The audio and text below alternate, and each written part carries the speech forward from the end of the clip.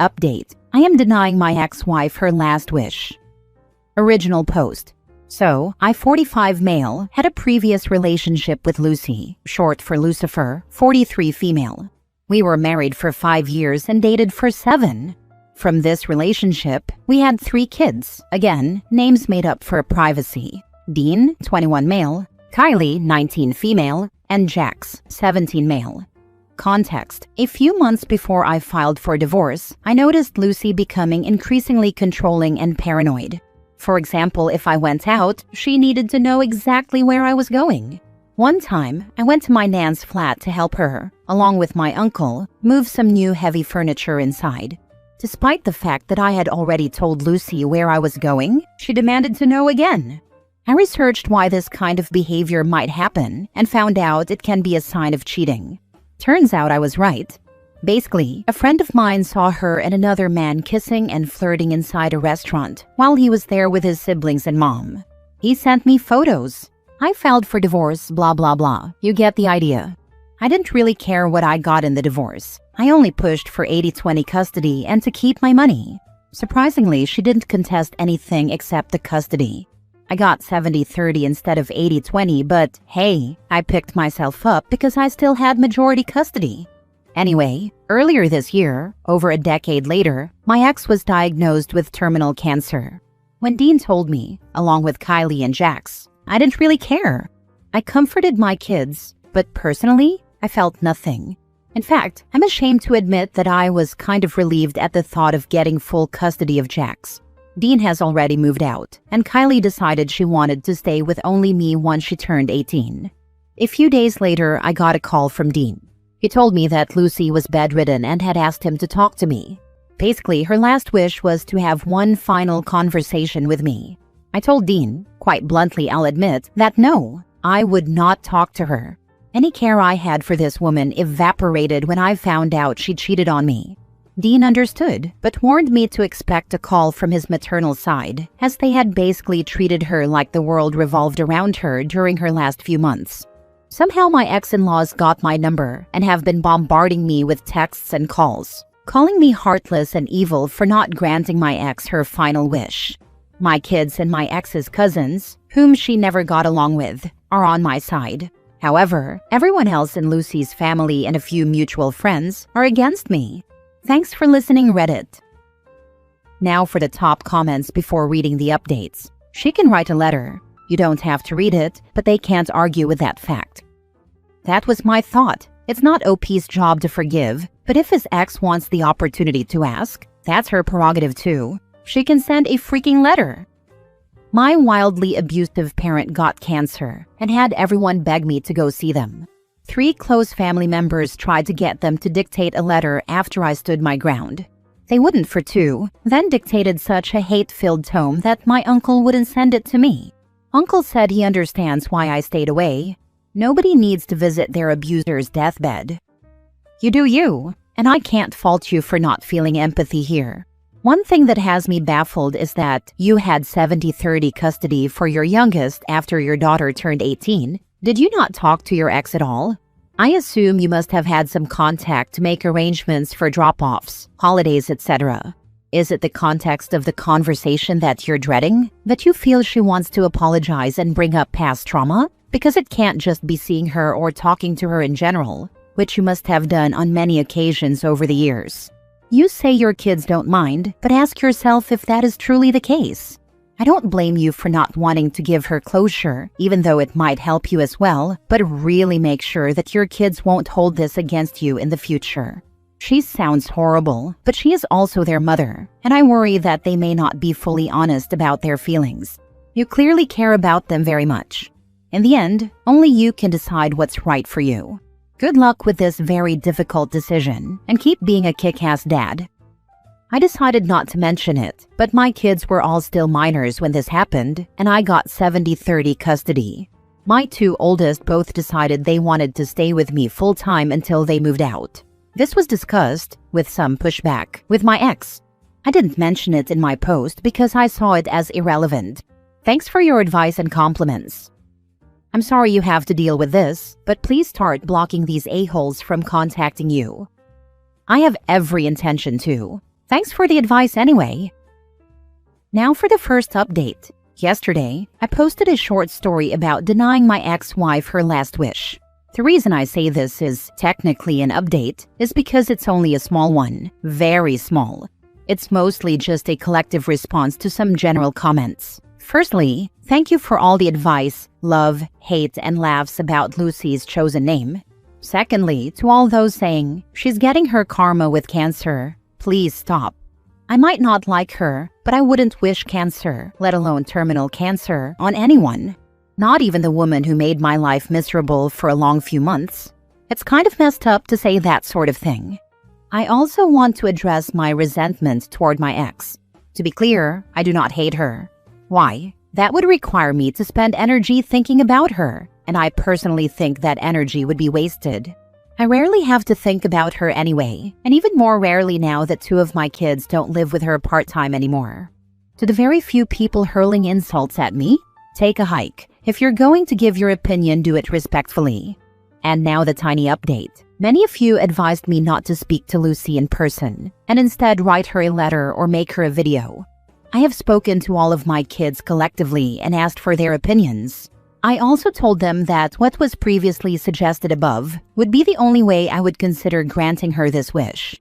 My kids all decided that, while they would like me to speak to her, they totally understand if I don't want to. I told them that I am seriously considering writing a letter or making a video for the nth time in that conversation, but that I need more time to decide if that's what I want to do. So I turned to internet strangers once again. Advice would be greatly appreciated. Edit. When I said video, I meant a video call. Sorry for the confusion. I don't see the point of a letter or video from you. She's the one who supposedly has something to say or get off her chest.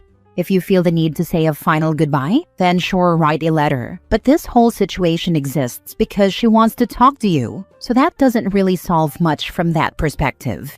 If you're okay with it, tell them she can send you a letter or video, and you will promise to read or watch it, and may or may not respond. Yeah, this. I'm actually starting to wonder about OP's real motives here, since this seems like a needless level of drama. The only 2 adult responses are, A, give her what she's asking for, and do it in a magnanimous way because she's dying, or B, just say no, and let that be the end of it. All this engagement and back and forth is pretty childish. I'll just repeat my advice. If my kids wanted me to speak to her, I would go speak with her. This is going to be devastating for them, and anything I could do to make it better, I would. I understand why you don't want to, and I even agree. But you wouldn't be going for her. You'd be going for them.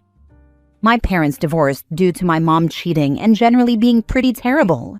My mom died a few years after that, and despite everything, my dad was very involved in the funeral arrangements and did anything he could to make it easier on my brother and me. Looking back as an adult now, that couldn't have been easy on him, but I'm really glad he did that.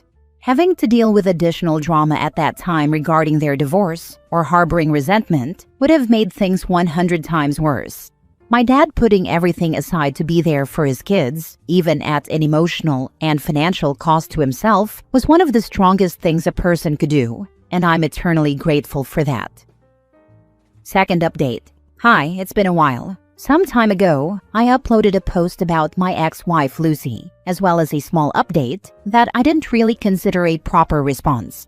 I'm making this post to update you all and answer a few questions. I'll start with the 2 main questions. The first was, did I talk to her? I ultimately chose not to. At first, a few months ago, I decided I would speak to her in person for the sake of my kids. However, upon arriving at the hospital, I began hyperventilating and nearly passed out. After that, I went back on my decision and chose not to go through with it. I did not think risking my own life just to speak to someone I had not seen in a very long time was worth it. The second question was similar. Did I make her a video, call her, or write her a letter? I did consider this as well. However, after deciding that I might, something happened that made it impossible. Let me catch you up first. Shortly after my post, some of Lucy's relatives who had been attacking me began publicly attacking me on social media. I was targeted by even more people, most of whom I did not know. The posts were eventually taken down when my 3 kids sat down with their mother's relatives and told them, in no uncertain terms, that they would cut contact if this behavior continued. That seemed to stop it. I am incredibly grateful and feel blessed that my kids did this for me. They didn't have to, but they did. Shortly after that, we received news that Lucy might actually survive. Basically, what had been killing her had become benign, and the doctors were working on treatment. Unfortunately, this was short-lived. Just last week, Lucy passed away in her sleep. My children and her family are incredibly upset. I've comforted my kids and done my best to support them throughout this entire process. My kids have decided to begin planning her funeral. I have decided to attend at the request of my eldest Dean and at the request of a mutual friend of Lucy's and mine, whom I'll call John, 42 male. He supported me throughout the divorce process, despite remaining friends with Lucy, and I feel that I owe it to him. John has told me that he will sit with me and make sure none of Lucy's family cause trouble. My youngest and my middle child, Jax and Kylie, have agreed to do something similar by speaking to their relatives and distracting them if necessary. It's not fully planned yet, and I will update you again in maybe a month after the funeral takes place. Thank you for your continued support and kind words throughout this entire period since my first post. Thank you, Reddit, as a whole. At this point, just be there for your kids and maybe talk to a professional to settle your feelings once and for all. I can't imagine how I would feel if I lost my mom, so focus on your kids now. Now that the threat is gone, please channel that energy into supporting your children. They really shouldn't be tasked with running interference at their own mother's funeral, regardless of the circumstances. What her family thinks or says does not matter at all in the grand scheme of things. Their opinions have no bearing on your life now that you have no connection to them. Your kids are going to need you to step up to help them through the grieving process, and a great way to do that is to ensure they can focus on themselves and not petty conflicts. Your kids love you and are wonderful children. Thank you for the update. Nothing but good vibes to you and healing for your children. I think you should talk to Jax, Kylie, and John about what they want for the funeral. A funeral should really be about remembering and mourning the loss of a loved one, not running interference between estranged family members who might get hostile. Dean requested you be there, and your wanting to support him is wonderful, but not at the expense of your other children being able to focus on themselves and their mourning on that day. Have a real heart-to-heart with them and do what seems best for all of them based on their wishes. They are so young to have lost a parent, and I'm glad they have you to support them during this time. Now for the last update. Hi, I know I said I'd update in about a month after my last post, and it's been way longer than that because I kind of forgot, so sorry about that. Most of you internet strangers have been very supportive, and I feel like I owe you an update. Life's been pretty good. The funeral went fine, no drama. I've also started therapy. I never thought I'd start anything close to therapy, but I realized there was a lot of built-up resentment toward my ex that I didn't think was there. My kids are doing well. Dean has just started seeing this girl whom I and the rest of my family absolutely love. Kylie goes off to university in a month. My little girl is growing up. And Jax finishes school at the end of the summer for good. Why is everyone growing up so damn fast? John, if you remember him from my previous posts, is doing really well too. He just got remarried after the death of his long-term girlfriend a year ago, following her nearly 4-year battle with lung cancer. So overall, everything's pretty good. I'd like to thank you all for your continued support, internet strangers. You helped me through the backlash of one of the most difficult decisions of my life, and for that, I'm very grateful. Peace out, Reddit. P.S. I probably won't update again for a long time, if ever. I can't thank you enough for your support. Last story. My girlfriend of 1.5 years told me to be a man and console her when my mom died instead of supporting me. She's now begging for forgiveness. How do I reconcile her apology with a fundamental breach of trust? My partner, 28 female, and I, 31 male, had been dating for about 1.5 years, and up until a few months ago, our relationship felt stable, supportive, and healthy. We had the usual ups and downs, but nothing that ever made me question our future together. That changed abruptly when my mother and my close aunt passed away within 3 days of each other. The losses were sudden and overwhelming, and I was completely devastated. I tried to be open with my girlfriend about how deeply affected I was. I told her I was struggling, grieving, and emotionally drained, and that I needed support. Her response caught me off guard and honestly left me stunned. She told me that I am a man, and that if I wanted to be upset, I should talk to my friends instead. She also said that, as a man, I should be consoling her because she had lost her future mother-in-law. Hearing that, especially in the immediate aftermath of my loss, felt incredibly cold and dismissive. Since that moment, something in me shifted. I didn't feel safe being vulnerable with her anymore, and I slowly started pulling away. I kept replaying the conversation in my head, wondering how someone I loved could respond that way during the worst moment of my life. Yesterday, we finally sat down and talked about it. I told her how deeply her words hurt me and that I no longer felt able to continue the relationship. She broke down, cried, begged me to stay, and apologized repeatedly. She said she was acting out of hurt because she felt ignored during that time and claimed she made a single mistake in an emotionally charged moment. She told me I was throwing away an otherwise good relationship over one comment and promised she would never react that way again. Now I'm torn. Part of me wants to believe her apology and move forward, especially given the time we've invested together. Another part of me feels that what she said revealed something fundamental about her expectations, empathy, and ability to support a partner in crisis. It didn't feel like a minor slip-up. It felt like abandonment when I was at my most vulnerable. So my question is this: how do I navigate this decision? For those who have experienced a serious breach of trust in a relationship, how did you weigh a sincere apology against what felt like a revelation of your partner's core values under pressure? Is reconciliation truly possible when the hurt comes from being emotionally abandoned at the moment you needed support the most? Yeah, she's a red flag, bro. That's how I feel right now. She should be consoled for losing her future mother-in-law? That sentence may be the craziest thing I have ever heard. So basically, she was jealous that you couldn't lavish her with attention when your mother had just passed. Yes, huge red flag. This is not a woman who could handle kids, or frankly anything. I was lost for words when she said that. Every time I feel like I miss her, I remember her words. Do not look past the second equally massive waving red flag she dropped during her apology.